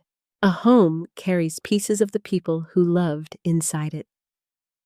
When the final signature was complete, Harold slid the paperwork toward me gently. "It's done. Done." The house was officially sold. For a brief second, grief hit me so hard I couldn't breathe. 42 years, birthdays, Christmas mornings, arguments, laughter, late-night dancing in the kitchen with Richard. All of it now belonged to memory instead of ownership. Then Daniel spoke quietly. "Thank you for trusting us with your home." "Your home, not just property, not an investment, a home." I nodded emotionally. "Please be happy here." Rebecca reached across the table and squeezed my hand. "We will." At exactly 1:12 p.m., I handed over the keys, and at exactly 1:13 p.m., my daughter's future exploded. I was sitting in Linda's car afterward, staring numbly out the window, when my phone rang. Vanessa. I closed my eyes briefly before answering. "Hello." "Mom!" Her voice sounded confused. "Why is there a real estate agent at the house? I said nothing." In the background, I heard Jason's voice rising sharply. "What do you mean?" Sold. My pulse slowed strangely. Not from cruelty, from certainty. The waiting was over. Vanessa's breathing became uneven. "Mom?" "What's going on?" I answered calmly. "I sold the house." Silence. Pure silence. Then you what? Her scream was so loud I had to pull the phone away from my ear. Jason started yelling in the background. That's impossible. Tell her to stop joking. What does she mean she sold it? Vanessa's voice cracked. You can't sell this house. I looked out the car window at the peaceful Dayton streets passing by. Yes, I said quietly. I can. Another explosion of noise erupted through the phone. Then Jason grabbed it. You had no right to do this without talking to us first. That almost made me laugh. No right. After months of treating me like a burden inside my own home, I finally spoke with more firmness than either of them had heard from me in years. It was never your house, Jason. His breathing turned sharp and furious. We live here. You lived here because I allowed it. Melody. No, I interrupted calmly. You don't get to raise your voice at me anymore. Silence hit the line instantly. For the first time since moving into my house, Jason had nothing to say. Then Vanessa came back on the phone crying. Mom, please tell me this isn't real. Tears burned my eyes hearing her cry. Because despite everything, I still loved her. That's the tragedy of motherhood. Love survives even after respect dies. It's real, I whispered. How could you do this to us? The question stunned me, not because she asked it, because she genuinely believed herself to be the victim. I closed my eyes. How could I do this to you? My voice shook slightly now. You told me I was too old to live in my own home. That's not what I meant. You tried to move me into the basement. We were trying to help. You talked about renovations while I was still alive, like you were waiting for me to disappear. Vanessa started sobbing harder. Jason grabbed the phone again. When do we have to leave? There it was. No apology, no shame, just logistics. 30 days, I answered quietly. 30 days, he shouted. The buyers were generous. Jason cursed loudly under his breath. Then suddenly, his tone changed completely. Panic. Real panic. Wait. Wait. Papers shuffled loudly in the background. Vanessa. My stomach tightened. What is it? Vanessa asked. Jason lowered his voice, but I still heard it. The equity projections. Cold realization hit me instantly. Oh my God, Harold was right. Jason had already financially planned around ownership of my house. Vanessa sounded terrified now. What are you talking about? Jason snapped angrily. The loan! My grip tightened around the phone. What loan? Silence. Then Vanessa whispered, Jason! He muttered another curse. Finally, I spoke carefully. What loan? Jason exploded. It's none of your business. But now I understood. The contractor plans. The refinancing conversations. The arrogance.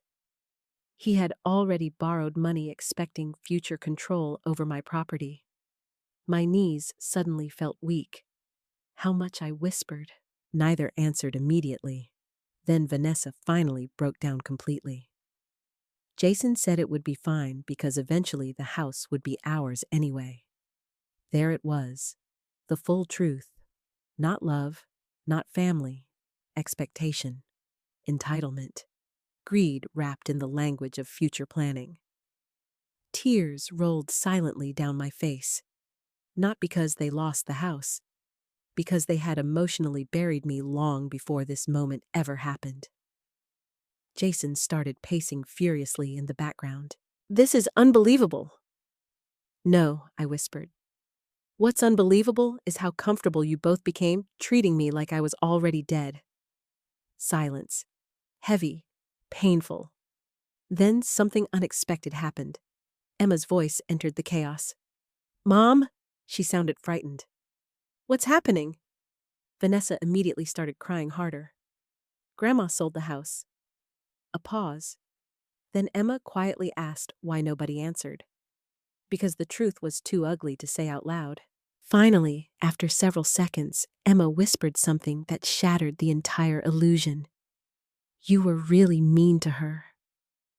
Dead silence followed. I closed my eyes immediately as tears spilled down my cheeks, because out of everyone in that house, the 14-year-old understood the truth first. Vanessa sounded devastated. "Emma, don't." "No," Emma interrupted shakily. "You guys were." Then I heard footsteps and a door slam somewhere inside the house. Vanessa started crying again. Real crying this time. Not angry crying, broken crying. For a brief moment, I almost wanted to comfort her. That instinct never fully leaves mothers. But then I remembered crying alone in the kitchen while they laughed upstairs. I remembered the basement, the humiliation, the way they slowly erased me from my own life. And finally, I remembered something Richard wrote in his letter. "You are allowed to choose yourself." So I took a slow breath. Then I spoke the hardest words of my life.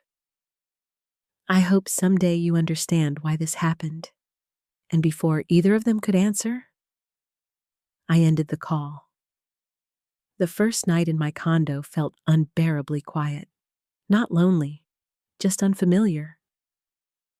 I sat on the small balcony overlooking the lake while the sun disappeared slowly behind the water, painting the sky in soft shades of gold and pink. Somewhere nearby, wind chimes moved gently in the evening breeze. No yelling, no tension, no footsteps upstairs making me feel unwelcome in my own home. For the first time in nearly a year, my body finally relaxed enough for me to realize how exhausted I truly was. Then my phone rang again. Vanessa. I stared at the screen for several seconds before answering. "What now?" I asked softly. Her voice sounded raw. "You ruined our lives." There was no greeting, no hesitation, straight to blame. I closed my eyes. "Vanessa." "No," she snapped. "Do you have any idea what you've done?" I looked out across the water quietly. "Yes, you blindsided us." The irony of that almost took my breath away. Blindsided, like I hadn't spent months being emotionally pushed out of my own home. "You planned a future around my death," I whispered. "That's not fair, isn't it?" She started crying again.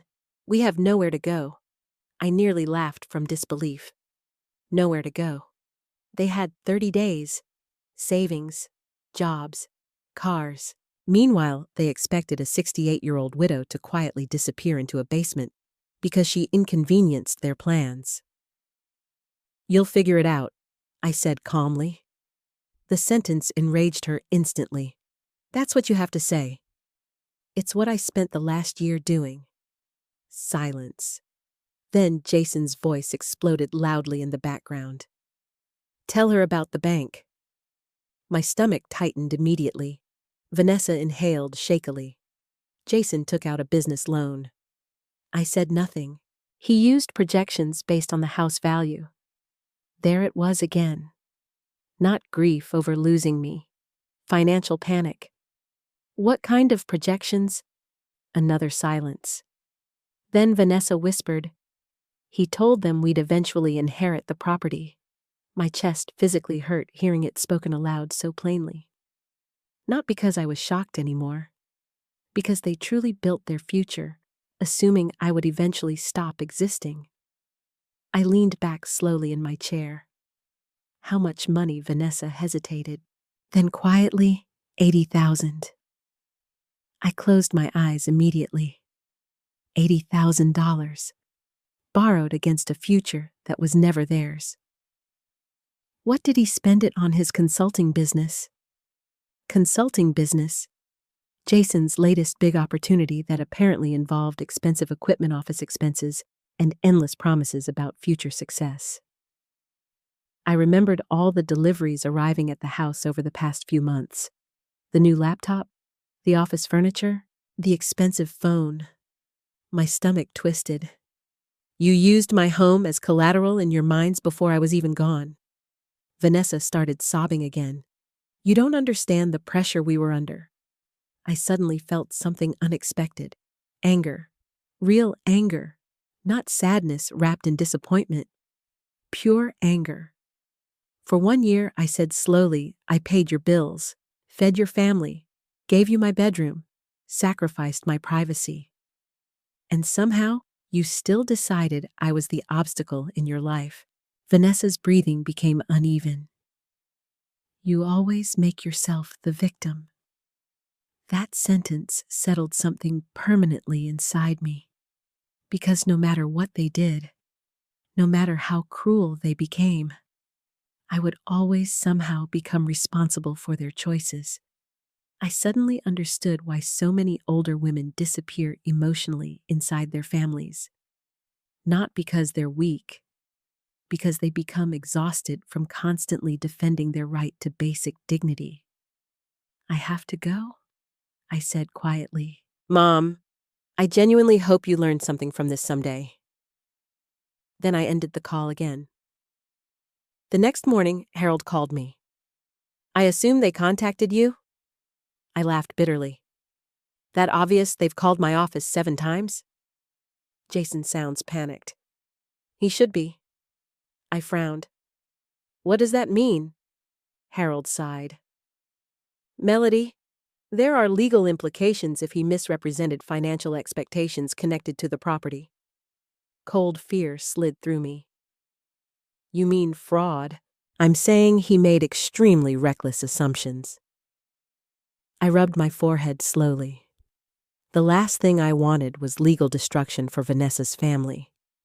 Even now, even after everything, mothers are tragic that way. Harold seemed to read my thoughts immediately. You are not responsible for cleaning up consequences they created. I know, but emotionally, I wasn't sure I did know. That afternoon, there was a knock at my condo door. When I opened it, Emma stood there alone. Her backpack hung crookedly over one shoulder, and her eyes looked swollen from crying. Emma, I took the bus, she whispered. My heart cracked instantly. I pulled her inside immediately. Sweetheart, what happened? She looked around the condo quietly. It's nice here. That almost made me cry. I made her tea while she sat silently at the tiny kitchen table. Finally, she spoke. They fight all the time now. I sat across from her carefully. About the house? She nodded. About money, too. I stayed quiet. Emma stared down into her tea. Mom keeps crying. Guilt stabbed through me immediately. No matter how badly Vanessa hurt me, hearing she was suffering still hurt something inside me, too. Then Emma said softly, But she still blames you. The guilt faded slightly. Of course she did. Because accountability feels unbearable when someone spends years convincing themselves they're justified. Emma looked up suddenly. Did you really mean to hurt them? The question mattered. I could hear it in her voice. She needed to understand whether I became cruel too. I answered honestly. No. Then why did you do it? I took a long breath before speaking. Because I finally realized I was disappearing. Emma frowned slightly. I don't understand. I looked around the small condo. When someone constantly makes you feel unwanted, eventually you stop feeling alive inside your own life. She listened carefully. I spent months hoping your mom would remember I was still a person with feelings. But instead, she kept treating me like I was temporary. Emma's eyes filled with tears again. She said you were overreacting. I smiled sadly. People say that a lot when they don't want to admit they hurt someone. Silence settled between us. Then Emma whispered, I should have stood up for you sooner. That nearly broke me. I reached across the table and squeezed her hand gently. You're 14. None of this should have ever become your responsibility." She cried quietly then, not dramatic crying, just soft tears from a child watching her family fall apart. I moved beside her and wrapped my arms around her carefully, and as I held my granddaughter in my tiny condo kitchen, I suddenly realized something important. I hadn't lost everything, because love still existed somewhere, even if only in small, surviving pieces. Before Emma left that evening, she hesitated near the door. "Grandma, yes, I think Mom's scared now." I looked at her carefully. Why Emma swallowed hard. "Because she thought you'd always stay no matter how badly she treated you." The truth of that sentence echoed painfully through my chest long after she left. Because she was right. Vanessa never believed I would choose myself. Not really. And maybe neither had I. The final week before Vanessa and Jason had to leave the house destroyed whatever illusion remained between them. Emma told me most of it gradually during her visits to the condo. At first, she tried protecting both parents. Then eventually the truth became too large to soften. "They scream all the time now," she told me one afternoon while helping water flowers on my balcony. I looked over at her carefully. "About money?" She nodded. "And the house?" "Of course, because once the fantasy collapsed, there was nowhere left for them to hide their resentment." Jason blamed Vanessa for trusting that the house would eventually belong to them. Vanessa blamed Jason for pressuring her into financial decisions they couldn't support. And underneath all of it sat a truth neither wanted to fully admit. They built their future around my disappearance. 3 days later, Vanessa showed up at my condo unexpectedly. When I opened the door, I barely recognized her. Her hair was unwashed. Dark circles sat beneath swollen eyes. She looked exhausted in a way makeup couldn't hide. For a brief moment, all I saw was my little girl again. Not the woman who pushed me toward a basement. Not the daughter who called me too old to live in my own home. Just my child. "Can I come in?" she asked quietly. I hesitated. That hesitation visibly hurt her. And maybe she finally understood then what it felt like when love no longer felt safe. Still, I stepped aside. Vanessa walked slowly into the condo, looking around silently. "It's smaller than I imagined?" I almost smiled. "Yes, but peaceful." I nodded. "Very peaceful." She sat carefully at the kitchen table while I made coffee neither of us truly wanted. For several minutes, neither of us spoke. Then finally, Vanessa whispered Jason might declare bankruptcy. I stayed quiet. Not because I didn't care, because I no longer knew how to comfort someone who spent months refusing to see my pain. Vanessa wrapped trembling hands around the coffee mug. "He's furious at me." That surprised me slightly. He says I should have convinced you to transfer ownership years ago." Cold silence filled the room. Years ago, not recently, not during financial hardship, years, meaning this entitlement started long before I realized it. Vanessa looked up quickly after realizing what she'd revealed. "Mom, I didn't mean—" "How long?" I interrupted softly. Tears instantly filled her eyes. "What? How long did you both think this house would eventually become yours?" She stared down at the table. "A long time." The honesty physically hurt. Not because I expected inheritance to mean nothing. Most families eventually pass homes down. But there's a difference between receiving something with gratitude and emotionally claiming it while the owner still lives inside it. "You stopped seeing me as a person," I whispered. Vanessa immediately shook her head. "That's not true." "Then why did you treat me like a burden?" Her face crumpled. "We were stressed." I laughed bitterly. "Vanessa's stress doesn't make people cruel for an entire year." Tears slid down her cheeks now. "I know. That simple sentence stunned me. Not denial, not excuses. Just, I know. For the first time since everything happened, my daughter sounded genuinely ashamed. Vanessa stared into her coffee for a long time before speaking again. I think I became angry after Dad died. The confession caught me off guard. Angry at everything. She wiped her eyes quickly. At money, at getting older, at feeling like life was getting harder all at once. I listened quietly. And every time I looked at you, her voice cracked. You reminded me of losing him. Pain spread slowly through my chest. Because suddenly, I understood something heartbreaking. My grief made Vanessa uncomfortable because it reflected her own. Instead of processing that pain, she tried controlling it, reshaping the house, erasing memories, modernizing everything, as if removing the past could remove the ache. But pain doesn't disappear when buried, it rots underneath everything instead. I never wanted to hate you, she whispered. I closed my eyes briefly. That's the tragedy, sweetheart. She looked up. You don't have to hate someone to destroy them. Silence followed, heavy, honest. Then Vanessa finally broke completely. I'm sorry, she sobbed. I'm so sorry, Mom. The words hit me harder than I expected, because for months I imagined hearing them. And now that they finally came, they didn't magically heal anything. Some wounds remain even after apology arrives.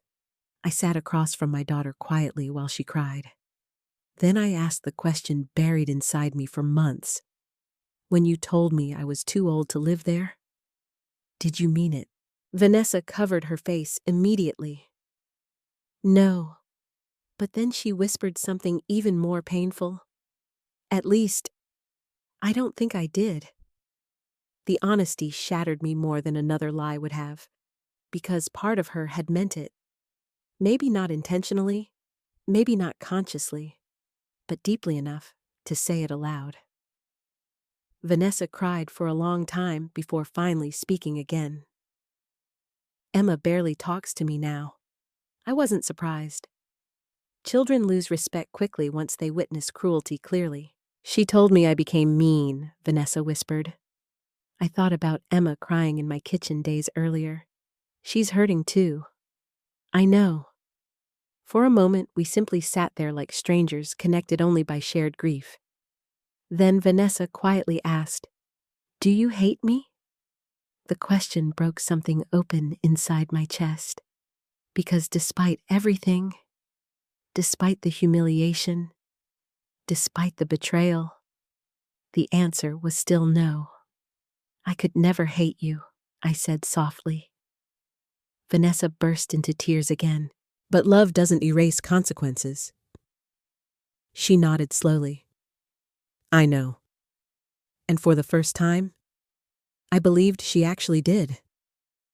When Vanessa finally left the condo that evening, she paused at the door awkwardly. Then she whispered, I think I forgot you were human sometimes.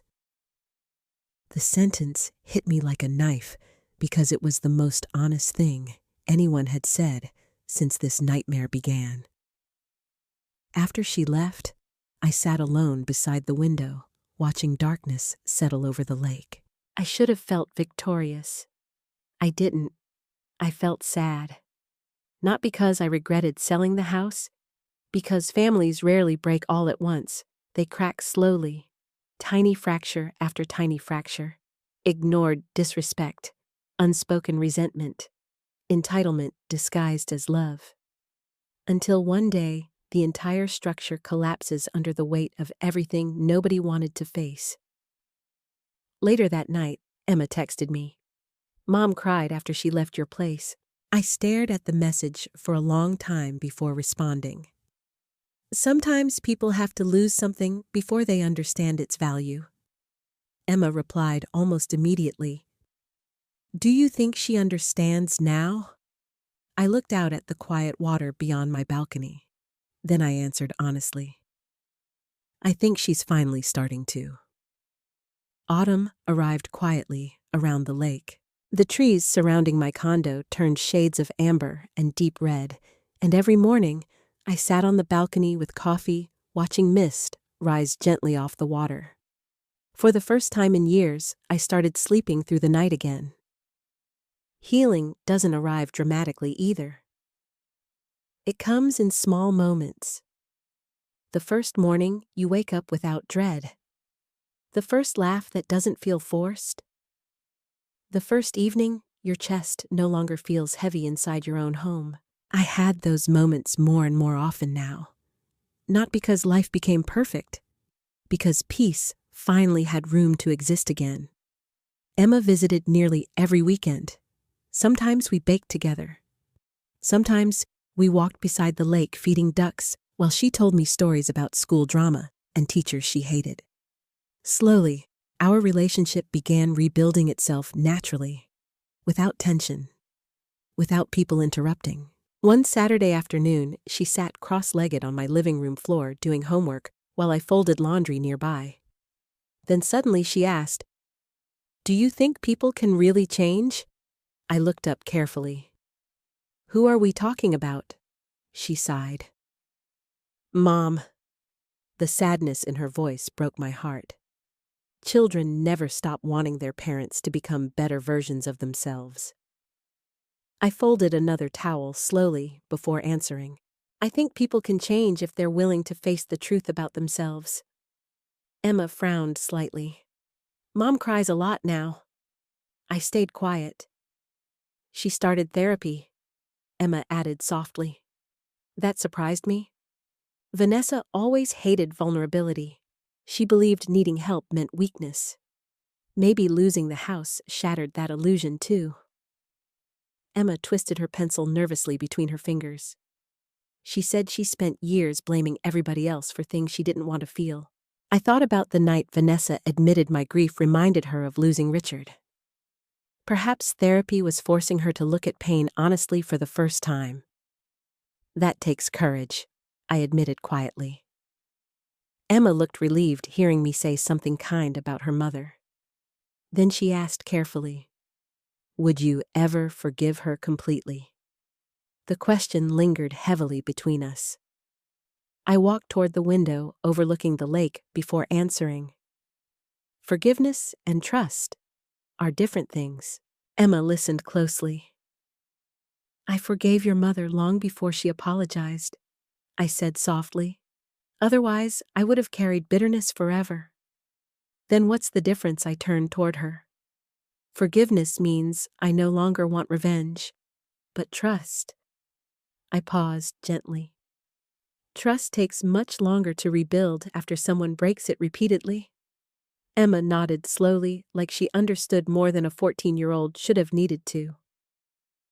2 weeks later, Vanessa came to visit again. This time, she looked different. Still tired, still sad, but quieter somehow, less defensive. When I opened the door, she held a small container awkwardly. "I made soup," she said softly. The irony almost made me smile. Chicken noodle soup had always been my comfort food whenever life hurt. "Come in," I said. She stepped inside cautiously, like someone entering sacred ground after causing damage. Over lunch, conversation stayed polite at first. Safe topics, Emma's grades, the weather, therapy. Eventually, Vanessa looked around the condo quietly. "You've made this place beautiful." I glanced toward the flower pots lining the balcony. "It finally feels like mine." The sentence landed between us with painful honesty, because my old house stopped feeling like mine long before I sold it. Vanessa lowered her eyes immediately. "I know." Silence followed. Then she surprised me. "I drove past the old house yesterday." My chest tightened slightly. "How does it look?" She smiled faintly through sadness. The Collins family planted new flowers near the porch. I pictured Rebecca carefully tending the garden and felt unexpected peace instead of grief. "That's nice." Vanessa stared down into her tea. I used to think selling the house meant you stopped loving us. I stayed quiet. But now. She swallowed hard. I think it meant you finally started loving yourself too. The words hit deep. Because that was exactly what happened. Not revenge, not punishment, self-preservation. Tears filled Vanessa's eyes again. I really did make you feel unwanted, didn't I? The vulnerability in her voice almost shattered me. Not because she admitted it, because I realized how long I waited to hear those words. Yes, I whispered honestly. She nodded slowly while crying quietly. I think I spent so much time worrying about my own stress that I stopped seeing yours. I moved closer and handed her a tissue gently. That happens more easily than people realize. Vanessa looked up at me suddenly. Why didn't you scream at me? The question startled me. What do you mean if Emma treated me the way I treated you someday? Her voice cracked. I'd lose my mind. I looked out toward the lake again. Because mothers are trained to endure. The sadness of that truth settled heavily in the room. We teach women, especially older women, that patience is virtue, sacrifice is love, and silence is strength. Sometimes it is, and sometimes it slowly destroys them. Vanessa wiped her eyes carefully. I don't deserve another chance. I thought about that for a long moment. Then I answered honestly. Maybe not immediately. She nodded painfully. But that doesn't mean healing is impossible. Hope flickered weakly across her face. I walked toward the bookshelf beside the window and pulled out a folder carefully. What's that? Vanessa asked. Something important. I handed it to her slowly. Inside were documents for an education trust fund. Emma's name sat across the top. Vanessa stared at the papers in shock. You set this up? Yes. Tears instantly flooded her eyes again. After everything I did to you, I smiled sadly. This isn't for you. She let out a broken laugh through tears. That sounds fair. I sat beside her quietly. Emma deserves stability. She deserves opportunity. I paused. And I want at least one thing from this family pain to become something good for her future. Vanessa covered her face while crying softly. I spent so much time thinking about inheritance, she whispered. And you were thinking about Emma. Because that's what real love does. It protects, not possesses. After a long silence, Vanessa finally looked at me again. I don't expect things to ever go back to the way they were. I nodded honestly. They can't.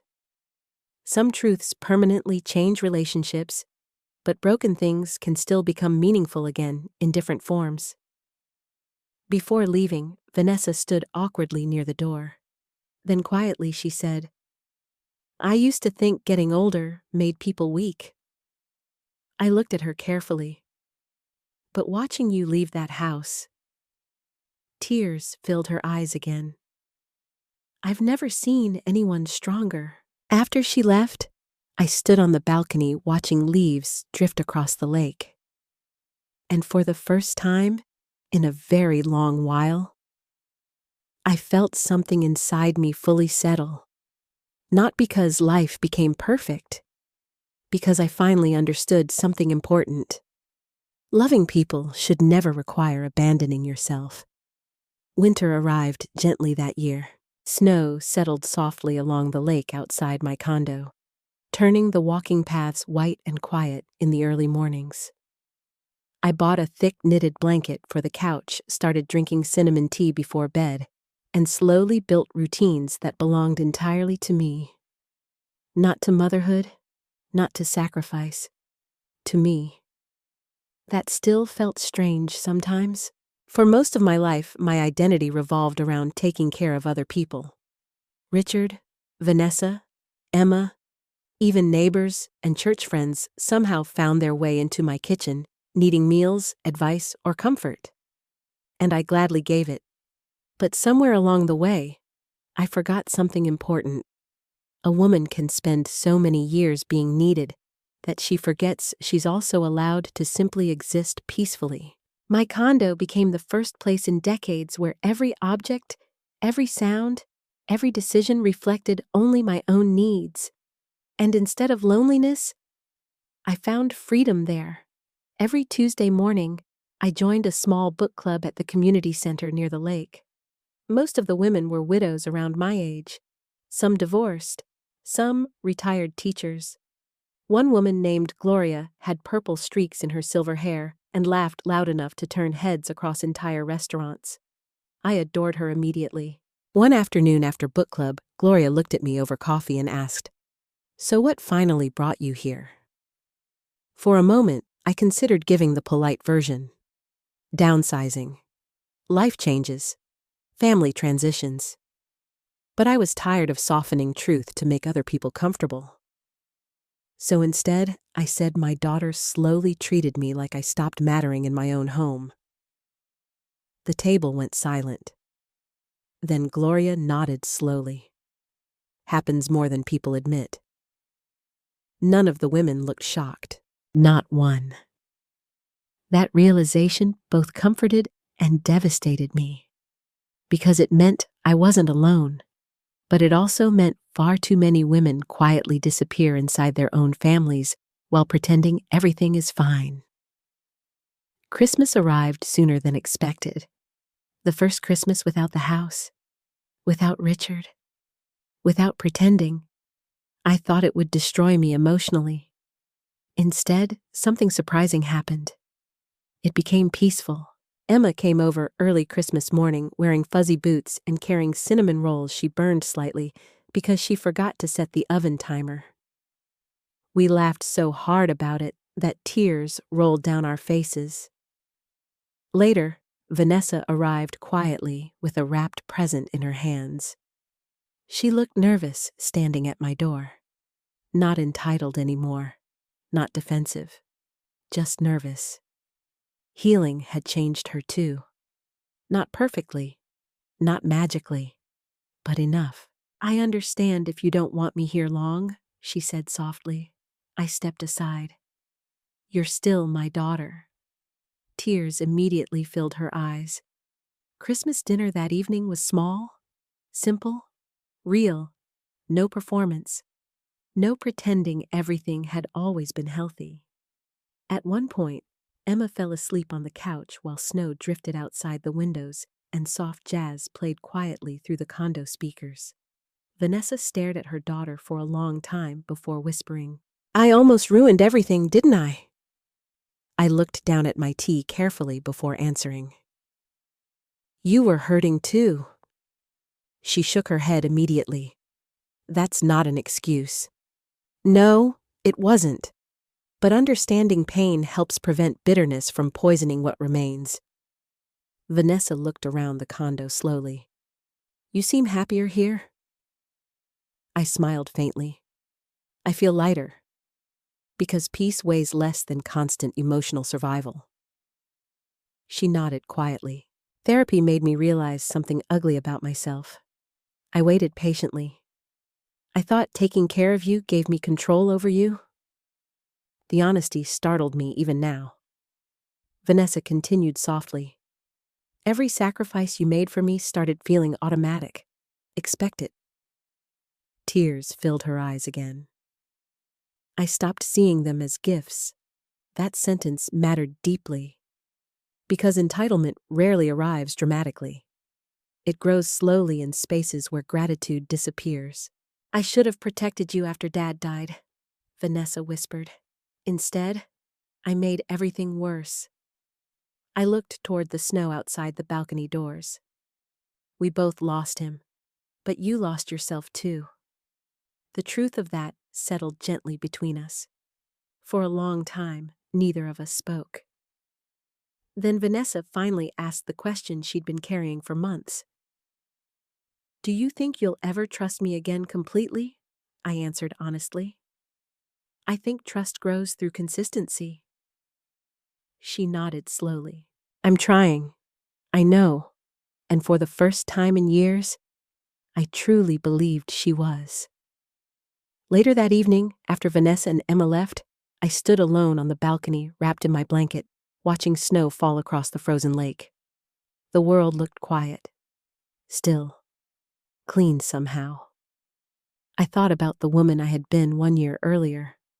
Lonely widow, exhausted mother, invisible homeowner slowly disappearing inside her own life. And I thought about the woman standing there now, still grieving, still healing, but stronger. Stronger because I finally understood something no one teaches women early enough. Love without boundaries becomes self-destruction. For decades, I believed enduring pain silently made me a good mother. But silence only taught my daughter that my feelings were negotiable. Selling the house didn't just save me financially, it saved me emotionally. Because leaving that home forced everyone, especially me, to finally face the truth. A mother is still a human being, not a retirement plan, not free labor, not emotional furniture waiting quietly in the background while everyone else builds their lives. A human being. One cold evening in January, Emma visited after school while I was organizing old photographs. She picked up one picture of Richard standing beside the maple trees years earlier. He really loved that house, she said softly. I smiled. He loved the people inside it more. Emma looked at me carefully. Do you miss it? I thought about that honestly. The old kitchen, the staircase, the garden, the memories. Then I looked around my peaceful little condo, filled with warmth instead of tension, and finally I answered truthfully. No, I said softly. I think I finally found home again. That night before bed, I opened Richard's final letter one more time. You matter more than walls. I smiled through tears, because after everything, I finally believed him. Sometimes the deepest wounds don't come from strangers. They come from the people we loved so completely that we forgot to protect ourselves from them. For most of my life, I believed being a good mother meant endless sacrifice. I thought love meant giving until there was nothing left of yourself. And like many women of my generation, I confused silence with strength. But growing older taught me something painful and powerful at the same time. Love without respect becomes emotional destruction. No parent deserves to feel unwanted in the home they built. No mother should have to earn kindness from the very children she raised with love. And no person should stay in a place where their dignity slowly disappears just to keep peace for everyone else. What happened between Vanessa and me didn't happen overnight. Families rarely break in one dramatic moment. Most of the time, relationships collapse slowly through ignored pain entitlement, lack of gratitude, and words that go unhealed for too long. But this story is not only about betrayal. It's also about awakening. Because the moment I finally chose myself, everything changed. Not perfectly, not painlessly, but truthfully. And sometimes, truth is the beginning of healing. If you take anything from my story, let it be this. Growing older does not make you less valuable. Your kindness should never be mistaken for weakness. And protecting your peace is not selfish, it is necessary. Especially when the people around you stop remembering your humanity. Thank you for staying with me through this journey. If this story touched your heart, I would truly love to hear from you in the comments. Do you think Vanessa deserved forgiveness? What would you have done in my place? And tell me where you're watching from and what time it is there right now. I read more comments than you probably realize. And if you believe stories like this matter, stories about family healing, heartbreak, and finding strength again later in life, please like this video and subscribe. You are never too old to choose yourself.